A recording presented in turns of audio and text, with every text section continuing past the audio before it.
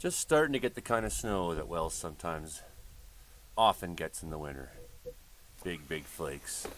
This guy, he keeps calling you a welfare bum. He tells everyone around, that guy's a welfare bum. Kick a little dirt on you while you're down. So then you go and you ask him, hey, can I have a job? And he says, no, you're a welfare bum. And that, my friends, is your first lesson on class structure in Canada.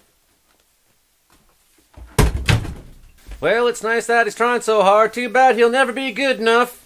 Well, you just gotta pull up your bootstraps like my grandfather's grandfather's grandfather's grandfather's father's grandfather's grandfather did. Yeah. Getting a little low on firewood. Might be time to go cut some trees down soon. Jesus says you're supposed to love people like that, but you don't. But you're real glad you got Jesus to ask forgiveness for, too. Convenient. I believe everything the Bible says. The earth is 6,000 years old. The only thing I don't really believe, though, is that part where he said, whatever you do unto the least of my children, you do unto me. Oh, Lord, forgive me for hating the poor.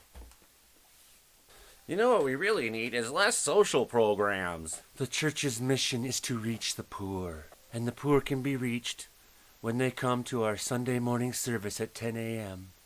every Sunday. My favorite part of the Bible is the dinosaurs and the big flood. If it weren't for the big flood, the dinosaurs would be here right now. And if you don't believe in dinosaurs, it's blasphemy. Maybe they may ought to put the New Testament at the beginning of the Bible from now on, so that all you people who only read so far get to about your favorite part of the Old Testament there, all about genocide and throwing rocks at queers. And you say, well, I've seen enough. I agree with all this stuff. Here's old Jesus at the back of the book saying, blessed be the poor. And fuck the poor. I'm buying a boat. You don't got much to say about war, poverty, animal abuse, injustice, inequality, insurance rates, environmental degradation. You don't even think that people should have the right to not get sick from a pandemic because you feel like walking around maskless coughing on everybody. What fucking part of you exactly is pro-life anyways? Too bad that guy just couldn't pull up his bootstraps. Too bad he couldn't help himself from freezing to death. You know what pro-lifers need is more guns. Blessed be the poor, except in the 21st century or any other fucking time.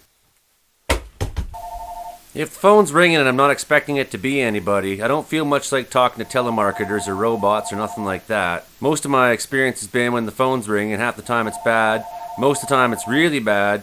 Hard to get much done with the phone ringing all the time. Well, we care about your mental health insofar as we don't actually have to talk to you.